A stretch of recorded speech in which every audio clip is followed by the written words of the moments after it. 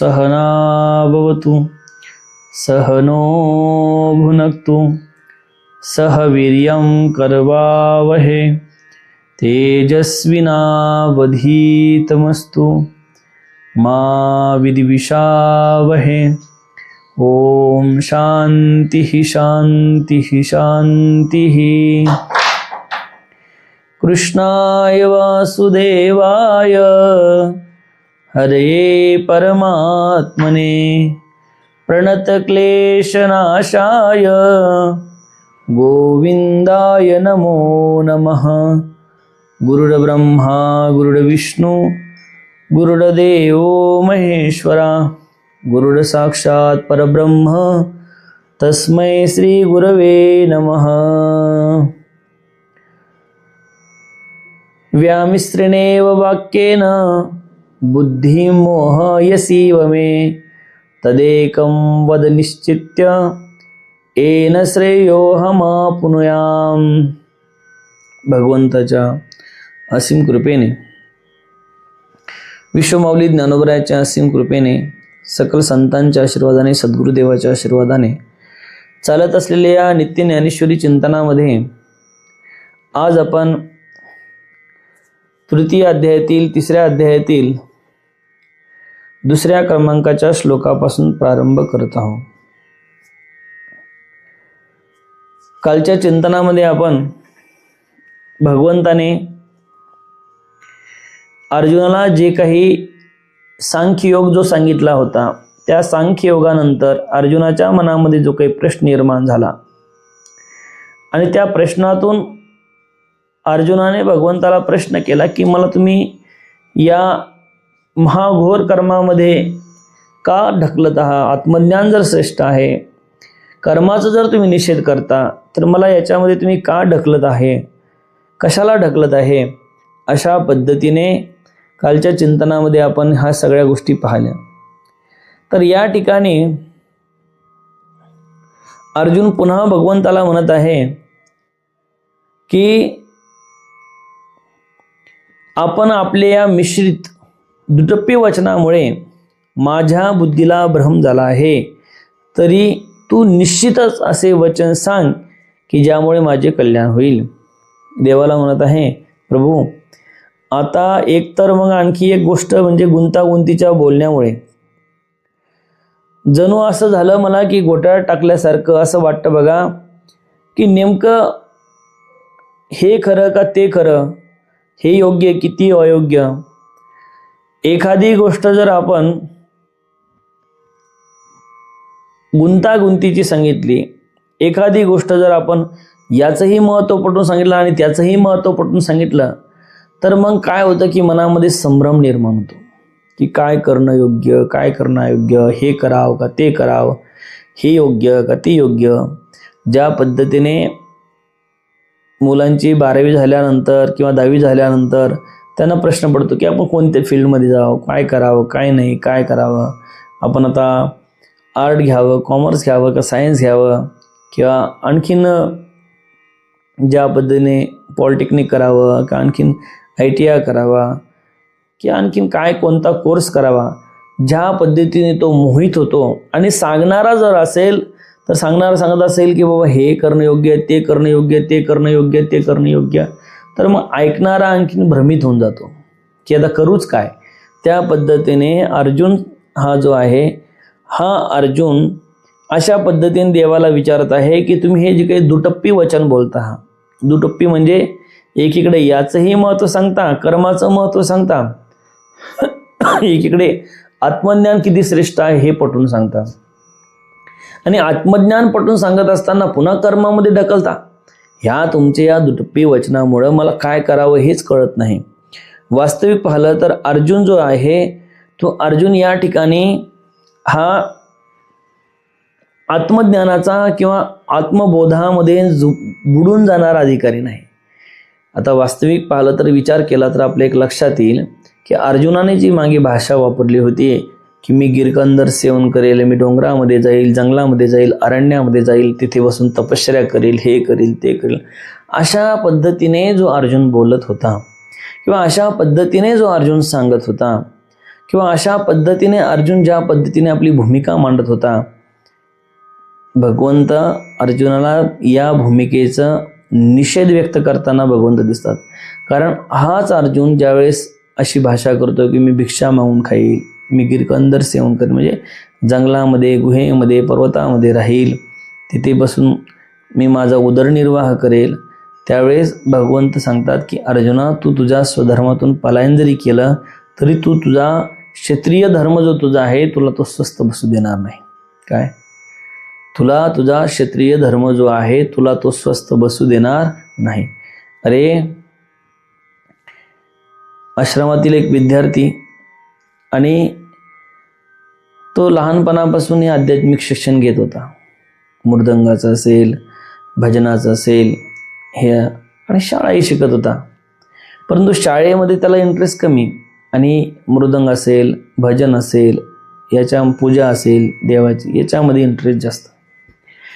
आणि मग त्याच्या मनामध्ये थोडी चलबिचल झाली आणि चलबिचल झाल्यामुळे तो घरी गेला आणि घरी गेल्यानंतर तो मला शाळा शिकायची आहे. मग शाळा शिकायची आहे, 1-2 महिना शाळेत गेला आणि शाळेत गेल्यानंतर मग पुन्हा त्याची जी मूळ प्रवृत्ती आहे ती मूळ प्रवृत्ती त्याला स्वस्थ बसू देत नव्हती. मग तो घरी आईला म्हणायचा, काही मला हे नाही, मला मृदंग शिकायचा आहे, मला भजनच शिकायचं आहे, मला हे शिकायचं आहे, मला ह्याच्यातच इंटरेस्ट आहे, मला हे शिकायचं नाही, मला शाळेत काही एवढा इंटरेस्ट नाही.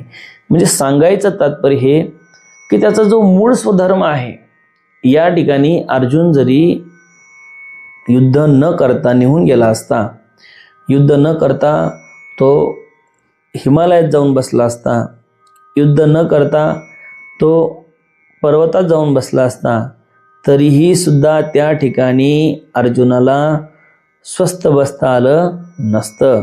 म्हणून देवानं सांगितलं, हा इथे तू ही जी भाषा करत आहे ती योग्य नाही. आता या ठिकाणी अर्जुन जे आत्मज्ञानाचे ह्या उपदेश ऐकल्यानंतर अर्जुनाला असं वाटलं की हे आत्मज्ञान इतकं सोपं आहे, एवढं सोपं आहे की आत्मज्ञान झाल्यानंतर मग कर्म शिल्लक राहत नाही, पाप पुण्य शिल्लक राहत नाही. मग पाप पुण्य जर शिल्लक राहत नाही, कर्म शिल्लक राहत नाही, तर मग उगाच कशाला या भानगडीत पडायचं किंवा हे कर्म करायच्या भानगडीत पडायचं, या लोकांना मारायचं, पुन्हा राज्य मिळवायचं, या सगळ्या भानगडीत पडायचं कशासाठी? अशा पद्धतीने अर्जुन विचार करत आहे. हे कशाला या भानगडीमध्ये पडायचं, कशाला हे करायचं आहे, अशा पद्धतीने कोण विचार करत आहे? अर्जुन विचार करत आहे. मग परंतु खरोखर हा जो अर्जुन आहे, जर आपण चिंतन केलं तर आपल्या लक्षात येईल की तो आत्मबोधामध्ये सदैव डुबून राहू शकत नव्हता. अहो, एखादा साधक जरी असेल तरी साधक तर साधक दिवसभर नामजप नाही करू शकत, साधक दिवसभर ध्यान लावून नाही बसू शकत, साधक दिवसभर त्या भगवंताचं चिंतन करत नाही बसू शकत.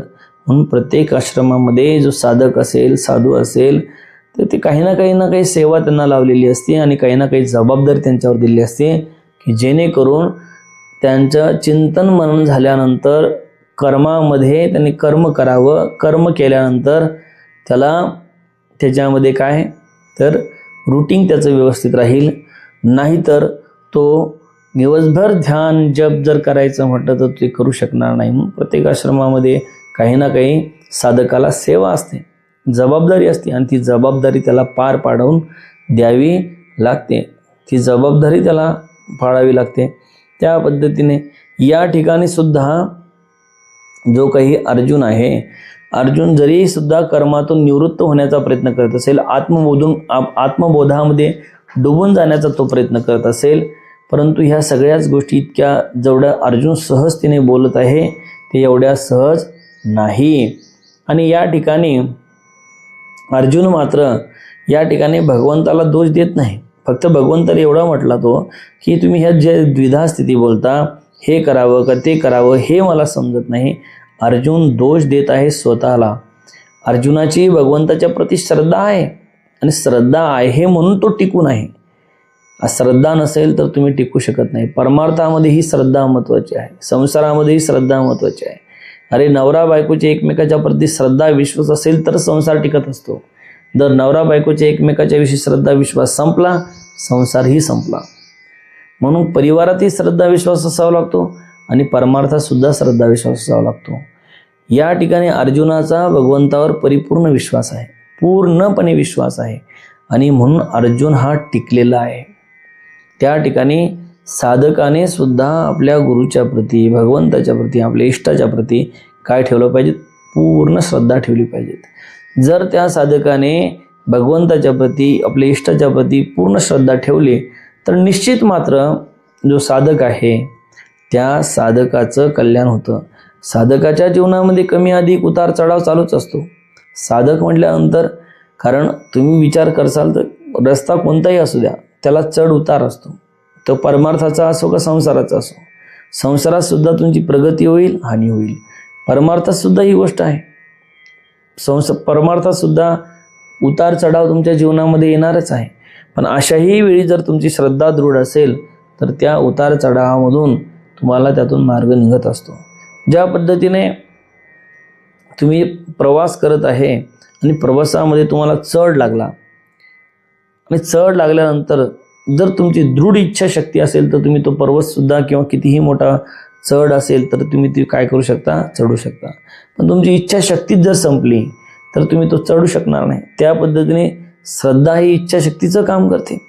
जोपर्यंत श्रद्धा अढळ आहे तोपर्यंत कोणीही तुम्हाला रोखू शकत नाही. आणि श्रद्धा संपली आणि श्रद्धेच्या जागी संशयाने घेतली की मग समजा तुमचा नाश झाला, विनाश झाला. कारण असं म्हणतात, माऊलीनेच म्हटलं आहे, म्हणजे संशयावनी घोर अनेक नाही पाप थोर, ही विनाशाचीच वागुर प्राणियासी. संशयाहून घोर अनेक नाही पाप थोर, म्हणजे संशय इतका घातक आहे. या संशयामुळे काय होतं तर परमार्थिक जीवन बर्बाद होत असतं. म्हणून जो अर्जुन आहे, अर्जुनाची भगवंताच्या प्रती श्रद्धा आहे आणि श्रद्धा असल्यामुळे अर्जुन जो आहे तो टिकून आहे. आणि या ठिकाणी आता जो प्रश्न त्यांनी निर्माण केला आहे देवासमोर की देवा, ज्ञान श्रेष्ठ का कर्म श्रेष्ठ हेच मला समजत नाही. नेमकं काय श्रेष्ठ आहे? द्विधा स्थिती झाली आहे. नेमकं काय करावं हे समजत नाही. काय योग्य काय अयोग्य ह्या गोष्टी मला समजत नाही. त्या गोष्टी तुम्ही मला व्यवस्थित समजून सांगाव्या. अशा पद्धतीने जो अर्जुन आहे तो अर्जुन आपला प्रश्न भगवंताकडे मांडत आहे. आता माऊली त्या संबंधाने काय वर्णन करतात ते बघू. देवा तुवाची ऐसे बोलावे, तरी आम्ही निनती काय करावे, आता संपले मनोपा आघवे विवेकाचे. काय हा अर्जुन म्हणत आहे की देवा, तुम्हीच जर असं बोलू लागले तर आमच्यासारख्या अज्ञानी लोकांनी काय करावं? तर मग आता विवेकाची गोष्ट संपली असं म्हटले पाहिजे. आता या ठिकाणी देवा तुम्हीच ऐसे बोलावे, या ठिकाणी जो अर्जुन आहे तो अर्जुन भगवंताला एक प्रकारचं हेच म्हणत आहे की ज्या पद्धतीने देवा तुम्ही ही भूमिका मांडलेली आहे की आत्मज्ञान श्रेष्ठ आहे आणि आत्मज्ञानामुळे संपूर्ण कर्म भस्मसात होतं. आत्मज्ञानामुळे तुमच्या जीवनामध्ये पाप पुण्य शिल्लक राहत नाही. काही कर्म घडलं तरी पाप पुण्य होत नाही. मग देवा असं जर तू सांगतो आहे, आत्मज्ञानाच्या संदर्भात तू एवढं सांगतो आहे की आत्मज्ञान किती श्रेष्ठ आहे, आत्मज्ञान प्रत्येक जीवाने करून घेतलं पाहिजेत, अशा पद्धतीने तू बोलत आहे. तर मग असं बोलत असताना तूच आता म्हणतो की असं तूच सांगतो आणि तूच आता बोलत आहे, अशा पद्धतीने कर्मामध्ये मला प्रवृत्त करत आहे. मग अशा द्विधा स्थितीमध्ये मी काय करावं? अरे मी तर एक अज्ञानी आहे आणि अज्ञानी असताना तू अशा पद्धतीने मला काय करत आहे? भ्रमित करत आहे. तर आता जे काही आहे विवेकाची गोष्ट संपली. आता काय योग्य आणि काय अयोग्य हेच मला कळायला तयार नाही. योग्य काय अयोग्य काय, काय करावं आणि काय न करावं, काय करणं योग्य आहे आणि काय न करणं योग्य आहे, ही गोष्ट आता संपली आहे. अरे ज्या वेळेस एखादा साधक असेल तर साधकाच्या मनामध्ये साहजिक आहे हेच प्रश्न निर्माण होतात. कधी कधी साधक आहे, साधक आश्रमामध्ये आल्यानंतर मग त्या ठिकाणी सुरुवातीला त्याला कर्मामध्ये प्रवृत्त केल्या जातं. कर्मामध्ये प्रवृत्त केल्या जातं म्हणजे काय? त्याच्यामागे सेवा लावली जाते आणि सेवा लावल्या जाते. तर मग त्याची जी काही सेवा असेल ती सेवा त्यांनी करायची असते. मग गायीची सेवा जर त्या साधकाकडे असेल तर त्याने गायीचं शेण, पाणी, चारा वगैरे जे असेल किंवा मॅनेजमेंट असेल, जे काय असेल ते त्यांनी करायचं असतं. त्याच्यानंतर एखादी दुसरी जबाबदारी असेल तर ती त्यांनी त्याच्या बुद्धिमत्तेनुसार ज्याची त्याची जबाबदारी ती त्याने कर्म पार पाडायचं असतं. पण मग इथे आल्यानंतर तो साधक हाच विचार करतो की मी तर आत्मज्ञान प्राप्ती करण्यासाठी या ठिकाणी आलो, मी तर आत्मज्ञानाचा उपदेश घेण्यासाठी आश्रमामध्ये आलो, मी तर स्वतःला मुक्त करून घेण्यासाठी आश्रमामध्ये आलो आणि या ठिकाणी आलो. आणि या ठिकाणी आल्यानंतर आमच्या मागे काय जे घरी होतं तेच या ठिकाणी लावलं आहे. जा शेतामध्ये जा, हे करा ते करा, घरी तेच आणि इथे तेच. आता करावंच काय? आलो कशासाठी? तर आत्मज्ञान प्राप्त करण्यासाठी. आलो कशासाठी? तर स्वतःचं कल्याण करून घेण्यासाठी. आणि येथे आलो तर या ठिकाणी सुद्धा घरी तेच काम करत होतो आणि इथे सुद्धा तेच काम करावं लागत आहे. घरी सुद्धा तेच करावं लागत होतं, या ठिकाणी तेच करावं लागत आहे. अरे मग करावं काय मी? अरे आलो या ठिकाणी आश्रमामध्ये, परंतु काय करावं? आता हे करावं का ते करावं? विवेक काम करत नाही. मग त्याला असं वाटतं काही पडलेलं नाही याच्यामध्ये, अरे घरी तेच आणि इथे तेच. आणि काही साधक असतात की त्यांचा बोध असतो की आपण घरी जे केलं आहे किंवा घरी जे करत होतो ते आपण आपल्या स्वार्थासाठी करतो, पण आश्रमात जे करतो आहे ते आपण आपली गुरुसेवा म्हणून करतो आहे, भगवत सेवा म्हणून करतो आहे. आणि ज्यांचा असा पद्धतीने बोध निर्माण झाला आहे किंवा असा बोध त्यांच्या अंतःकरणामध्ये रुजला आहे, त्यांच्या ठिकाणी मग ही जी काही सेवा आहे ही सेवा भगवत सेवा ठरवून त्याचा आत्मज्ञानाचा मार्ग जो आहे तो सुकर करत असते. आणि या पद्धतीने सांगत आहे की देवा तू असं पद्धतीने बोलल्यामुळे मला कळत नाही, विवेक माझं काम करत नाही, विवेकाचा आता संपला आहे की आता काय करावं हेच मला कळत नाही. पुन्हा माऊली सांगतात, हागा उपदेश जरी ऐसा तरी अपभ्रंशू तो कैसा, आता पुरला मा धिवंसा आत्मबोधाचा. हागा उपदेश जरी ऐसा, देवा यालाच जर उपदेश म्हणवायचा आहे तर मग याहून भ्रम तो निराळा कोणता? आता आमची आत्मबोधाची इच्छा उत्तम प्रकारे पूर्ण झाली म्हणवायची. काय म्हणतात की देवा अशा पद्धतीने यालाच जर उपदेश म्हणायचा असेल तर मग याहून भ्रम तो निराळा कोणता? आता आमची बोधाची जी काही इच्छा आहे ती उत्तम प्रकारे पूर्ण झाली म्हणायची आहे. अरे अर्जुन या ठिकाणी काय म्हणत आहे की जर तुम्ही असा उपदेश केला आणि उपदेश केल्यानंतर तो उपदेश हा बघा या ठिकाणी अर्जुनाला जो उपदेश केला आहे तो उपदेश भगवंताने योग्य केला, पण अर्जुन जो आहे तो अजून तेवढा समजून घेण्यासाठी पात्र झाला नाही. आणि पात्र न झाल्यामुळे त्याने उपदेशाचा अर्थ आपल्या ठिकाणी वेगळा त्यांनी लावलेला आहे. जसं मी तुम्हाला काल सांगितलं की त्याने आपल्या पद्धतीने गीतेची मांडणी केली आहे, त्या पद्धतीने अर्जुनाने सुद्धा गीता ही आपल्या सोयीनुसार, कारण त्याच्या बुद्धीमध्ये जे चालू होतं, ज्याच्या अंतःकरणामध्ये जे चालू होतं त्या सोयीनुसार त्यांनी काय केली, गीता आपल्या ठिकाणी काय करून घेतली तर ओढवून घेतली किंवा लावून घेतली किंवा ज्या पद्धतीने त्याने त्याचा अर्थ लावून घेतला. आता या ठिकाणी म्हणत आहे आता आमची आत्मबोधाची इच्छा उत्तम प्रकारे पूर्ण झाली म्हणायची. काय म्हणत आहे की ज्या पद्धतीने हे अशा पद्धतीने तू सांगत आहे तर असं वाटतं की या ठिकाणी आता आमची आत्मबोधाची इच्छा उत्तम प्रकारे पूर्ण झाली आहे. म्हणजे एक प्रकारे या अर्जुनाचा यातील भाव जो आहे तो भाव वेगळा आहे की नेमकं त्यालाच कळत नाही की आता कशाने काय होणार, म्हणून तो अशा पद्धतीने बोलत आहे. तर आता पुन्हा माऊली सांगतात की वैद्योपाथ्य वारुणी जाय, मग जरी आपणची विष सोय तरी रोगिया कैसिनी जी सांगे मज. आता उदाहरण देऊन सांगितलं माऊलीने या ठिकाणी. काही गोष्टी अशा असतात, काही सिद्धांत असे असतात ते पटत नसले, ते समजत नसले तर त्यासाठी दृष्टांत द्यावा लागतो. आणि म्हणून माऊलीने ही ज्ञानेश्वरी आम्हाला कळावी, आमच्यापर्यंत ही ज्ञानेश्वरी व्यवस्थित पोहोचावी म्हणून अनेक पद्धतीने काय केले आहे, दृष्टांत दिले आहे. आता या ठिकाणी दृष्टांत दिला आहे की वैद्योपथ्य वारुणी जाय, मग जरी आपणची विशेष होय. ज्या पद्धतीने रोगी माणसाची प्रकृती पुन्हा एकदा वैद्याने पथ्य काय ते सांगितले आणि त्याच वैद्याने जर रोग्याला विष खावायला दिले तर रोगी कसा जगेल हे मला सांगा बरं. काय एखादा मनुष्य रोगी आहे आजारी आहे आणि आजारी आहे त्या आजारीला काय केलं की वैद्याने सांगितलं की हे जे काही पथ्य सांगितलं आहे ते पथ्याचं तुम्ही व्यवस्थित पालन करावं. काय करावं? त्या पथ्याचं व्यवस्थित पालन करावं आणि त्याच वैद्याने तीच गोष्ट त्याला खायला द्यावी जे पथ्य सांगितलं आहे. अरे एखाद्या व्यक्तीला जसा ज्वर झाला आहे आणि ज्वर झाल्यानंतर त्या व्यक्तीला जसं दूध वर्ज्य असतं त्या पद्धतीने जर वैद्याने ज्वर झाला आणि दूध दिलं, पहिलं सांगितलं की दूध घेऊ नको, तुला ज्वर झालेला आहे, दूध सेवन करू नको, आणि पुन्हा त्याच वैद्याने येऊन त्याला काय करायचं आहे? दूध द्यायचं आहे. त्या पद्धतीने मग तो कसा जगणार आहे? अरे ज्या वैद्याने सांगितलं की अमुक अमुक गोष्ट करायची नाही, अमुक अमुक गोष्ट जर केली तर त्याच्यापासून धोका आहे, हे गोष्टीचं तुम्हाला पालन करावं लागलं. अहो तुम्ही दवाखान्यामध्ये गेले आणि दवाखान्यामध्ये गेल्यानंतर डॉक्टर तुम्हाला सांगतो की तुम्हाला अशा अशा पद्धतीने ह्या गोष्टी काय करावं लागेल तर पाळाव्या लागतील, तुम्हाला हे खावं लागणार नाही, ते खावं लागणार नाही, ते करावं लागणार नाही, ते करावं लागणार नाही, अशा प्रकारे डॉक्टर लिस्ट देतो.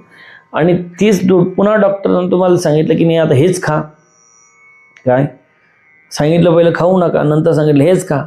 मग काय जर जी गोष्ट चालतच नाही, जी गोष्ट ज्या वैद्याने सांगितलं की ती योग्य नाही, ती खाल्ल्यानंतर तुम्हाला त्याचा त्रास होईल किंवा तुम्हाला त्याचं मरावं लागेल एक वेळेस, आणि तीच गोष्ट वैद्याने जर दिली तर मग तो रोगी कसा जगेल?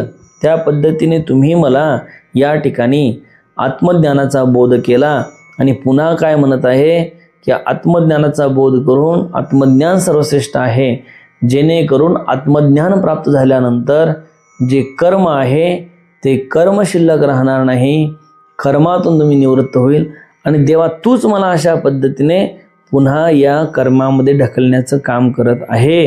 पुन्हा याच्यामध्ये तर कशा पद्धतीने रोगी जगेल तसा त्या पद्धतीने कशा पद्धतीने उपदेश मला पावेल. आता तर संपलं म्हणे बाबा अवघं. काय आता याच्या अगोदरच्या ओळीमध्ये काय म्हटलं की बाबा अशा पद्धतीने तू जो बोलत आहे तर आता काय करावं हेच मला माहीत नाही. आता संपले म्हणे पहा विवेकाचे, आता विवेक संपला आहे. जरी वैद्यानेच जी काही गोष्ट चालत नाही तीच वैद्याने गोष्ट खाऊ घातली तर आता काय शिल्लक राहिलं रोग्याचं. त्या पद्धतीने वैद्य या ठिकाणी भगवान श्रीकृष्ण आहे. भगवान श्रीकृष्णाने त्याला आत्मज्ञानाचा बोध केला, अर्जुनाला ज्ञानयोग सांगितला, सांख्ययोग सांगितला आणि आता पुन्हा म्हणत आहे की युद्ध कर. मग तूच जर अशा पद्धतीने बोलत आहे, तूच अशा पद्धतीने सांगत आहे आणि पुन्हा म्हणत आहे कर्म कर, तर कर्म पहिलं सांगितलं कर्मातून निवृत्त हो आणि पुन्हा सांगतो कर्म कर म्हणे आता संपलं बाबा. अशा पद्धतीने माऊलीने ह्या सुंदर या गोष्टी आम्हाला पटवून दिल्या आहे. पुन्हा उदाहरण देऊन सांगतात, जैसे आंधळे सुईजे अवंटा का माजवन दिजे मरकटा, तैसा उपदेश हा गोमटा ओढवला आम्हा. ज्या पद्धतीने एखाद्या आंधळ्याला आडमार्गाला लावावं किंवा माकडाला मादक पदार्थ पिण्यास द्यावा, तसा हा उपदेश आम्हा अज्ञानी लोकांना चांगलाच लाभला आहे. अरे ज्या पद्धतीने एखादा आंधळा व्यक्ती आहे आणि आंधळा व्यक्ती आहे त्या बिचाराला ब्लाइंड आहे पूर्ण, त्याला काहीच दिसत नाही आणि काहीच दिसत नाही अशा व्यक्तीला तुम्ही जर एखाद्या आड मार्गाला लावून दिलं की ज्या मार्गाचा त्याला परिचय नाही, आंधळा जरी व्यक्ती असेल तरी त्याला तो त्याच्या घरामध्ये त्याच्या ज्या परिसरामध्ये तो व्यवस्थित वागतो, कारण त्याला त्या सगळ्या गोष्टीचा परिचय असतो, स्पर्शाने त्या सगळ्या गोष्टी त्याला माहिती असतात. पण अशा ठिकाणी तुम्ही त्याला पाठवलं की त्या गोष्टी त्याला ते माहीत नाही किंवा तो मार्ग त्याला माहीत नाही आणि अशा आडमार्गाला तुम्ही लावून दिलं तर ज्या पद्धतीने तो कधीही त्या मार्गावरून त्याच्या स्थानापर्यंत गंतव्यापर्यंत तो पोचू शकणार नाही. पोचू शकेल का? पोचू शकणार नाही. किंवा एखादं जे मरकट आहे, माकड आहे, माकड सगळ्यात जास्त चंचल आणि अशा चंचल माकडाला माकड कधीच एका ठिकाणी स्थिर राहत नाही.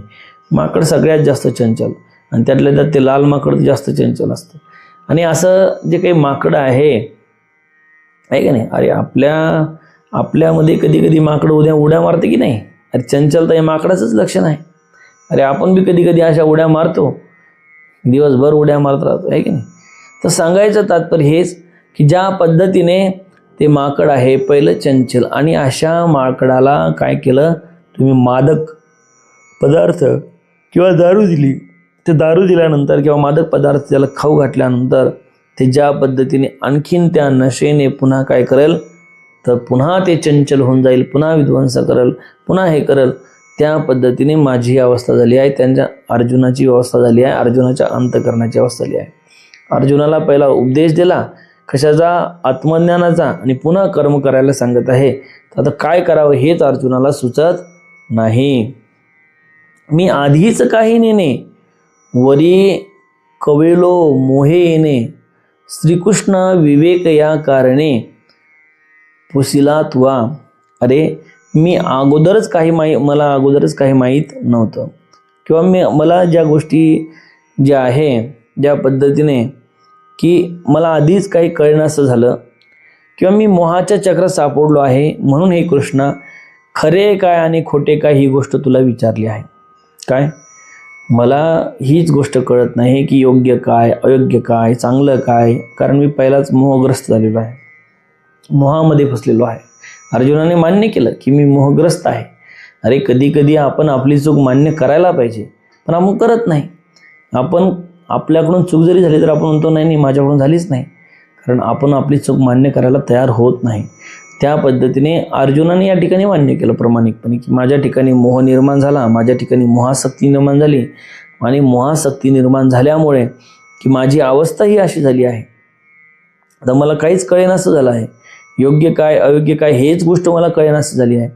म्हणून जर अशा परिस्थितीत या मोहाच्या चक्रात मी अगोदरच सापडलेलो आहे, अगोदरच या मोहामध्ये मी ग्रस्त झालेलो आहे, त्यात खरे काय आणि खोटे काय हेच मला कळायला तयार नाही, आणि म्हणून योग्य काय अयोग्य काय ही गोष्ट मी तुम्हाला विचारली आहे की काय योग्य काय अयोग्य, काय करणं योग्य, काय केलं पाहिजे, कर्म करावं का ज्ञान संपादन करावं, आत्मज्ञान प्राप्त करावं, हे मला आता काही कळत नाही. आणि हे कळत नाही म्हणून मी तुम्हाला विचारत आहे की काय करणं योग्य आहे, काय करणं योग्य नाही, तुम्ही सांगावं देवा. कारण जोपर्यंत तुम्ही सांगत नाही, जोपर्यंत तुम्ही बोलत नाही, जोपर्यंत तुम्ही मला उपदेश करणार नाही, तोपर्यंत मी यातून बाहेर येणार नाही. अरे सद्गुरूकडे गेल्यानंतर शिष्याच्या अंतःकरणामध्ये प्रश्नाची काहूर असते. सर्वप्रथम आश्रमामध्ये तुम्ही साधक म्हणून आल्यानंतर तुमच्या अंतःकरणामध्ये अनेक प्रश्नाची काहूर असते.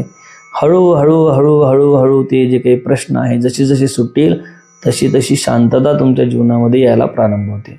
परंतु तोपर्यंत जी काही अंतःकरणामध्ये असलेली काहूर, तोपर्यंत अंतःकरणामध्ये असलेली चंचलता, आणि त्या चंचलतेमुळे अंतःकरणामध्ये निर्माण होणारा जो काही विषाद, आणि त्या चंचलतेमुळे अंतःकरणामध्ये होणारी अंतःकरणाची जी अवस्था आहे ती अवस्था भयंकर असते.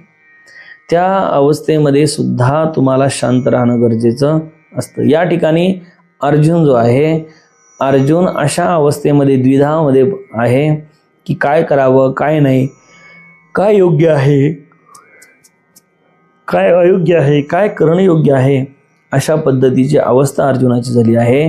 म्हणून अर्जुन म्हणत आहे देवा मी तुम्हाला विचारलं आहे की मी काय केलं पाहिजे, मला काय करणं योग्य आहे, माझ्यासाठी काय करणं योग्य आहे.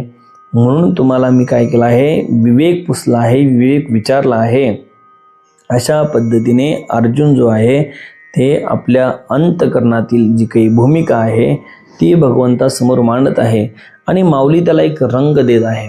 बघा माऊली दृष्टांताला पटवून देण्यासाठी सिद्धांताला पटवून देण्यासाठी दृष्टांताचा रंग देत आहे. जी गोष्ट साधकाला सहज कळावी यासाठी अनेक दृष्टांताचं प्रयोजन माऊलीने केलं आहे, आणि दृष्टांत ही छोटे छोटे दृष्टांत या ठिकाणी दिले आहे की जेणेकरून सिद्धांत लवकर कळावा.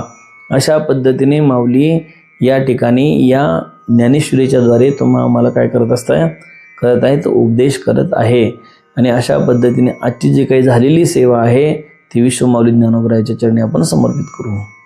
ओम पूर्णमदः पूर्णमिदं पूर्णात् पूर्णमुदच्यते पूर्णस्य पूर्णमादाय पूर्णमेवावशिष्यते. ओम शांती शांती शांती.